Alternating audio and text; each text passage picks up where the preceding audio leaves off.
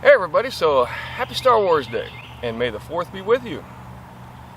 So today is May the 4th, Star Wars Day, and kind of makes me want to pull some weeds and talk. So this is going to be another episode of Jim Bob in the Weeds,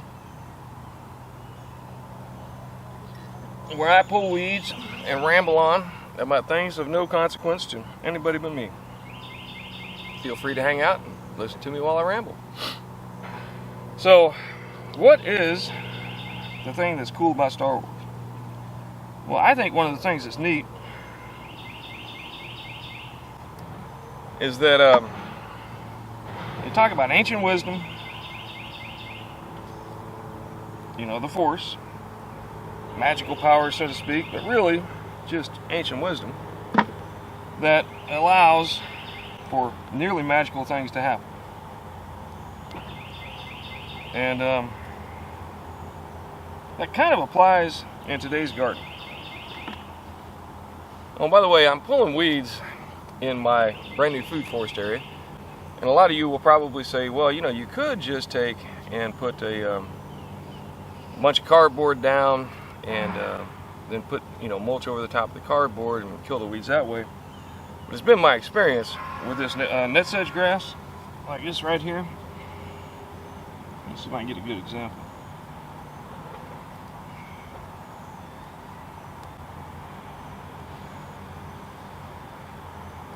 Alright, so the problem is that each of these little nodes right here,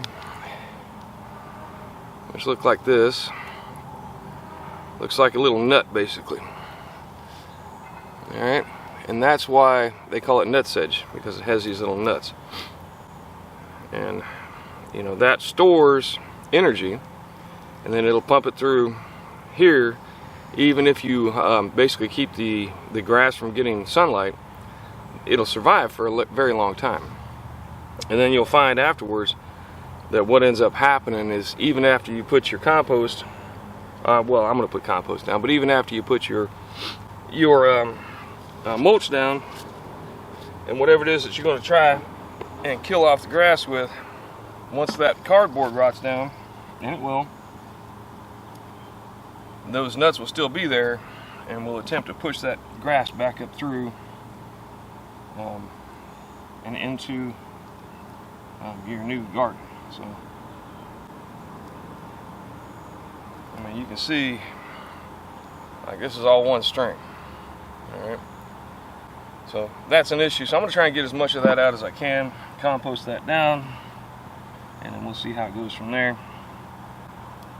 But at any rate, so back to the whole Star Wars thing. So one of the things that we're finding out about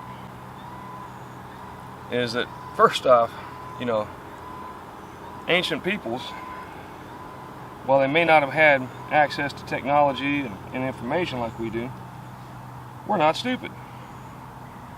They were actually pretty intelligent, and through what I'm sure was a series of experimentation and wisdom that was passed on to them from their forefathers,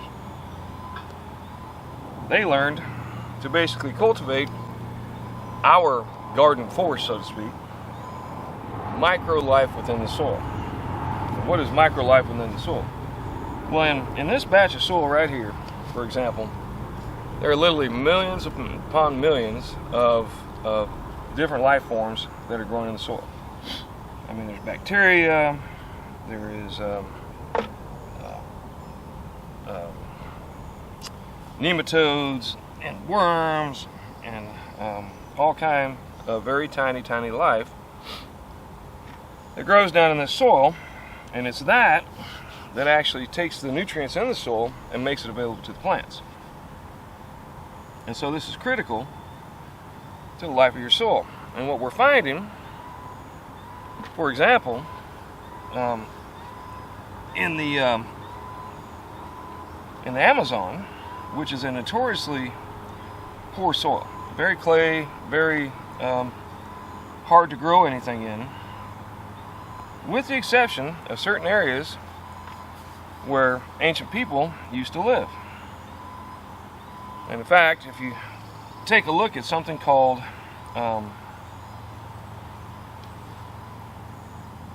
Terra Preta,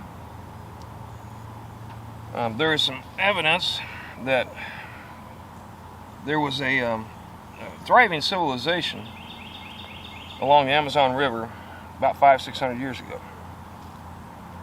Now that civilization was wiped out by Europeans bringing disease and such, primarily disease, and they believe that that these,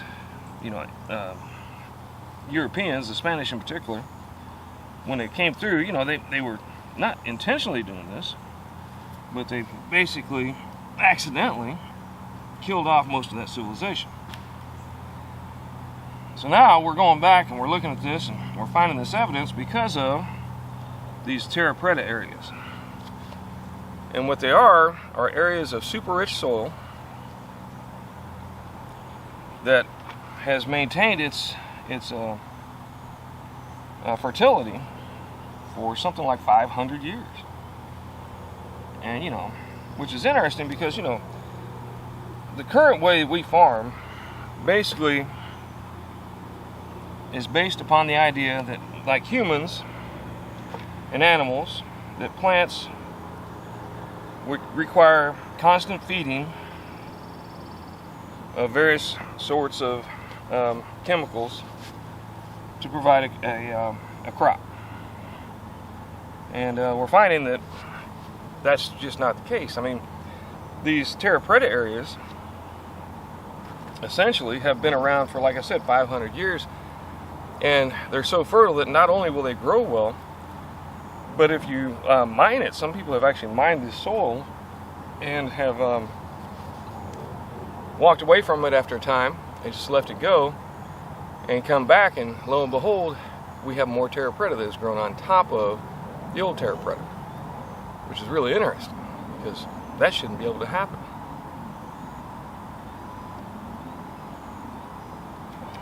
And all of that, from what we can gather, or from what I understand, I should say, from what I can gather, because I'm not, the guy that went down to, South America and Amazon and figured all this out by any means, but I do find it very, very interesting. But at any rate, so all of that basically comes down to having life in the soil that continues to thrive. All right, which is what I am trying to do here in my garden. All right. Now, am I creating Terra Preta? Not exactly, but I'm trying to use the principles to create a rich, thriving soil that will continue to thrive over the years. Now, some of the ways that I'm doing that is, one, by using compost. Now, compost basically is a breeding ground for microbiological life. All right, you get a lot of this life that starts to live in your compost, and it's picked up from the ground beneath, from the things that you put in it, and just from natural bacteria in the environment. Because there are bacteria and microbiological life all around us at all times. Your gut is full of bacteria. Your skin is full of bacteria. The air that you breathe is full of bacteria. This is one of the reasons why when you go into a hospital, they require you to wear a mask and so on. Is because we are bacteria machines, as is the rest of the world. I mean, pretty much everything around us is living with and creating bacteria 24/7. And that's not a bad thing. Some people will look at that and say, oh my God, I need to wear a mask, I need to do this, I need to do that. But no, most of this is stuff that works with our body and actually helps to improve the condition that we live in. So, let me show you this real quick. I want you to check this out. Alright, so this is my compost pile. Don't have anything in that one yet. Still working on it. And of course I got the one back behind me over here, which I'm still developing. That one I'll let sit for a little while longer. But I just put this together yesterday. Alright. Got some grass clippings and a bunch of other stuff.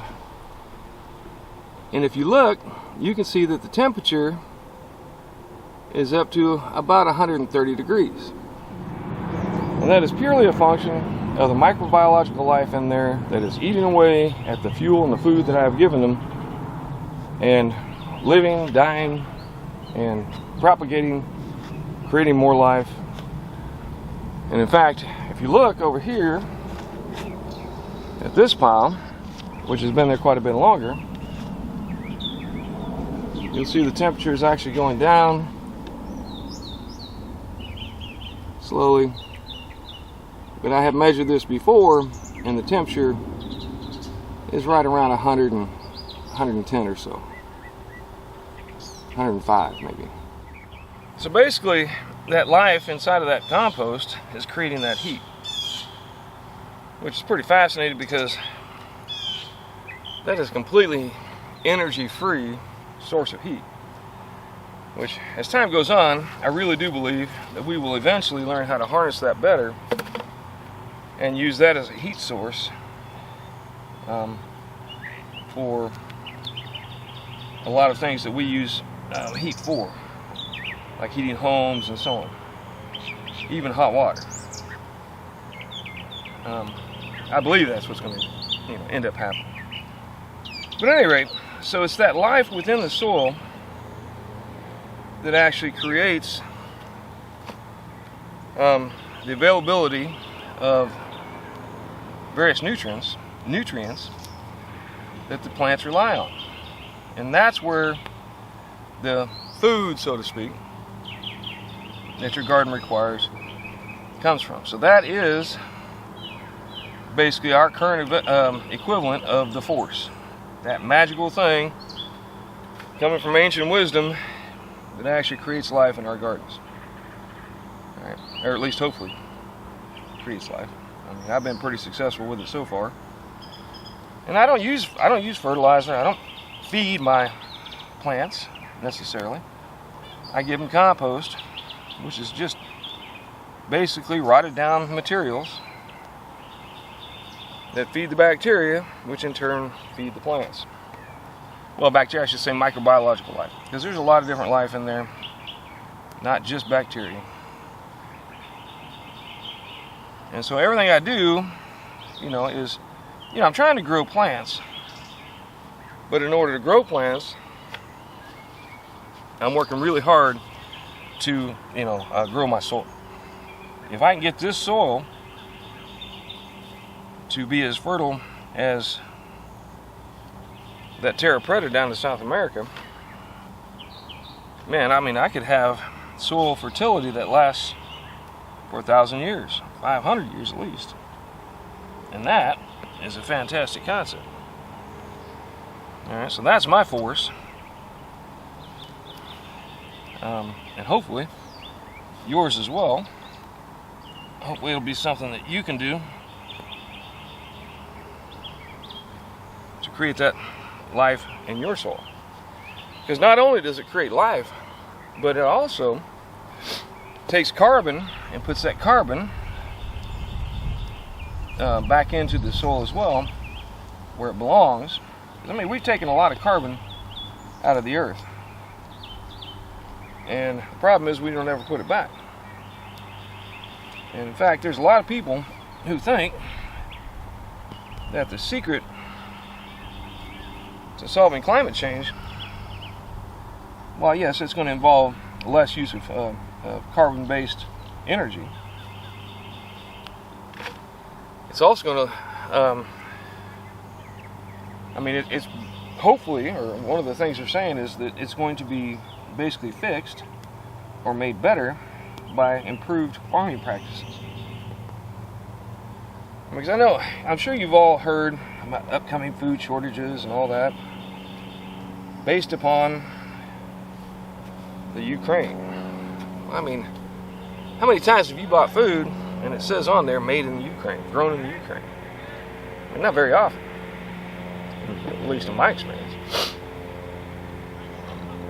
So why does that matter? What does the Ukraine have to do with my food supply? I mean, we live in the United States, one of the best growing regions in the world. So why is it that the Ukraine or Russia might have an impact on how much food we have here? We got farms everywhere. If you've ever flown over the United States and over the Midwest, I'm sure you would have noticed that thousands upon thousands upon thousands of acres that are being cultivated for the growing of food. So if we got all that growing, how is it we're looking at potential food shortages? Well, it's simple. See, we don't make a lot of fertilizer here. Most fertilizer comes from natural gas, and a good chunk of that fertilizer is made in foreign countries, where they're more relaxed on their environmental laws, and so they can do things there that we might not be able to do here. You know, less environmentally friendly things. That's pretty much what it is. And so that fertilizer is made there out of, fossil fuels. Apparently it's mostly made from natural gas, and then it is shipped across the ocean and into our country. I mean, and that's okay. I understand, we need lots and lots of food, and the best way that we know right now to create lots and lots of food is by using chemical fertilizer,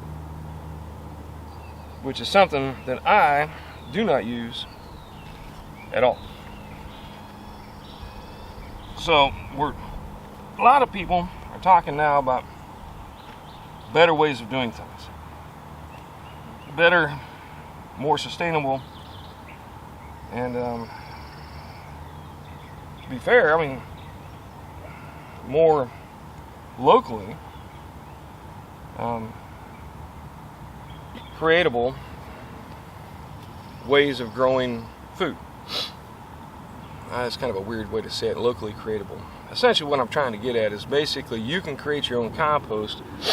You can improve the fertility of your soil so that you don't have to go out and get fertilizer that was made overseas and then shipped on a boat into the United States, allowing us to grow food. That's just ridiculous. All right, for us to have to do that to be able to grow the amount of food that we need. So, what is my force? Compost. All right, and I'll tell you one of the secret weapons, basically the lightsaber of the sustainable growing world is charcoal. You're saying charcoal? What are you talking about charcoal? I use charcoal to cook my burgers on a holiday. Well, not really that kind of charcoal, though it will work. And I'm sure you all have heard of activated charcoal. And activated charcoal is used for anything from filtering your fish tank to clearing poisons out of a person's system. A lot of times when people get poisoned or what have you, by drinking something they shouldn't have, or whatever the case may be, one of the first things they'll turn to is activated charcoal. And there's a reason for that. Let me show you my charcoal pit real quick like.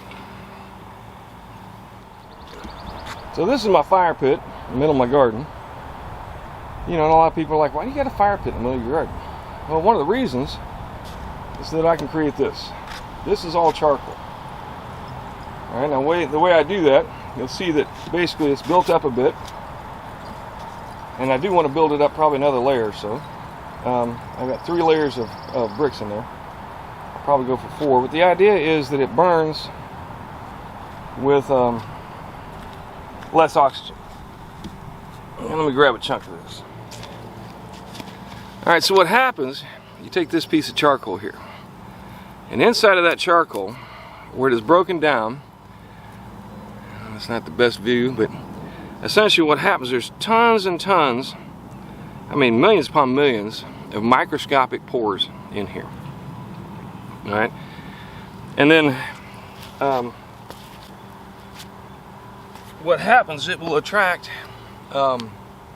basically a lot of different things. It'll suck in certain heavy metals, but it also will allow for a place for bacteria and such to live. They'll get up into those microscopic pores, you know, make their babies, and continue to breed up in there, and it gives them basically a home, so that even when, you know, the soils might be getting poor, the bacteria have a place to live. All right, so that's one thing. That gives you basically life bombs. Each one of these pieces is a life bomb underneath your soil, and it's like an apartment complex for that civilization that we have inside of our dirt. All right. And the other thing is, it puts carbon, as you can see my black fingers, that's all carbon. It puts that carbon back into the soil. So the act of burning, partially burning wood, creates charcoal, which when put into the soil creates basically a habitat for microbiological life. Now, you've heard of biochar, I'm sure, and I'll be honest with you, when I first started gardening, I'm like, man, that just sounds complicated. I don't know if I want to get involved in the biochar and all that stuff. And it started sounding kind of like, oh, I don't know, like New Age witchcraft kind of, you know, craziness. And I'm like, all right. Then I started reading into it, and I go back to that Terra Preta earth again, and basically that is the big thing that they believe is allowing that life to continue to live in the soil for thousands of years, or hundreds of years at least, is that charcoal. Now, they're not really sure exactly how it was created, because it's been a while since they were making it, but using information from the natives who might still be living in somewhat the same manner as their ancestors, they have found that basically what you have is these pits, basically refuse pits. Kind of sounds like a compost bin, right? And they would throw everything back into the back of their house in these pits, and then either they would burn it, or they would take the charcoal from their fires and throw that in as well. Nobody's really sure exactly how that went, from my understanding. But the bottom line is, they incorporated that refuse. And keep in mind, you know, back in the day, all trash was biodegradable because we didn't have plastic and metal and so on. So all that biodegradable material was added in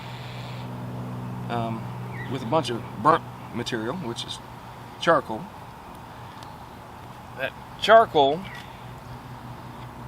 and the refuse basically created a huge area full of microbiological life. And that is essentially what makes Terra Preta great.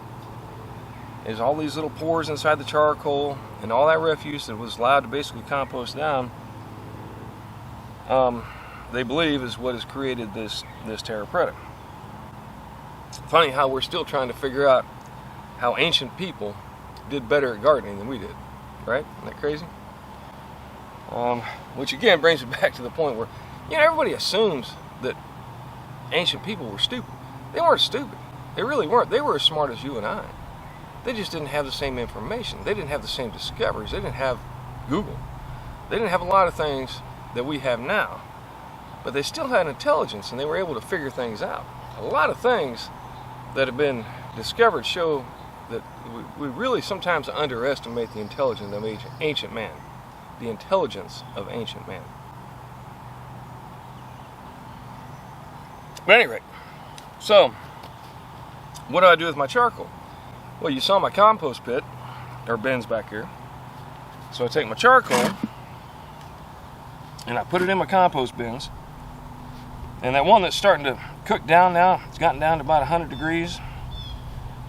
is the pile that's going to come in here, and I'm going to cover this up with that compost that's got all that charcoal in it. I put, I think it was 3 or 4 bucket loads of charcoal in there. Mixed it all up, and I've let it sit for a couple of weeks.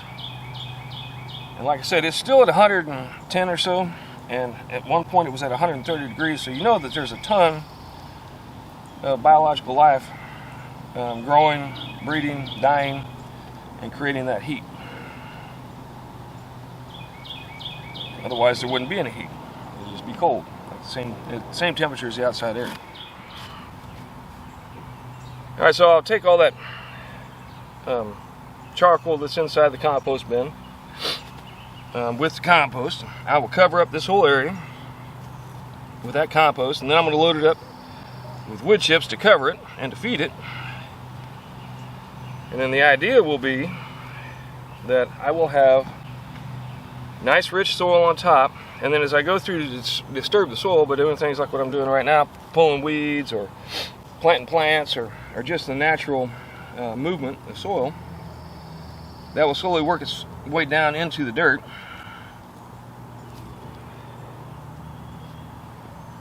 And I'll continue to pile that up year over year as we go forward. And then theoretically, at least, I will have a semblance of Terra Preta here in my garden. I will have, hopefully, that same kind of fertility that at least theoretically could last for thousands of years. And that's what I'm going after. Not because I think that I'm going to live for 1,000 years. Though, if you know any vampires that are willing to bite me, let me know. Nah, I'm just kidding. I don't think I would do that. Would you do that? If you thought that you could find a vampire to bite you and live for 1,000 years, would you go for it? I don't know that I would. Anyway, so the whole point is, like I said, but what my goal here is to take these food forest areas and create a very rich, healthy environment that will hopefully continue to feed my plants and the bacterial life in the soil for a very, very long time. And then what won't happen is I won't have to go out and buy fertilizer. I won't have to continually be adding stuff to feed my plants, so to speak. But rather, the life under the ground will actually feed the plants for me. Alright. So that's my goal, that's my plan. And hopefully it'll work out. I will tell you that so far, it seems to be doing a bang up job. I mean, my garden's growing well. Alright. And all thanks to basically the force of my garden, which is my compost, and the lightsaber, which is my charcoal. Alright, so that is how I am emulating Star Wars. And I will tell you, in case you haven't noticed, there are some people out there who, interestingly enough, seem to resemble that evil empire. I'm not going to go into politics too much, try and get into it too much, but some things out there kind of make you think about Star Wars and go, what is going on in the world? Like the Great Reset and all of that. Pretty interesting stuff. But at any rate, so on this May the 4th, I would encourage you to emulate the Star Wars idea and create the force in your garden, the force for good, that will not only improve your garden, but in theory at least will improve the worldwide environment. I mean, it does many things for us. It sequesters carbon, it improves fertility, creates a habitat for microscopic life, microbiological life. Not all of it's microscopic, but most of it is. And start trying to do that sustainable gardening that we have been doing so much research on, and appears to be at least one potential cure for our current world situation. Alright, so may the 4th be with you. May the 4th be with you in your garden and in your life. And hopefully you too will be able to grow something. Alright, thanks for stopping by and listening to me rant. I'm going to continue weeding this out, get it ready to go so I can start putting my compost in, because that has cooled down now to the point where we should be in great shape to get it going. Alright, I'm going to get that done and get this food forest, just like the others, going as best as possible. Alright, so thanks for stopping by. Y'all take care, come back and see me, and make sure you grow something.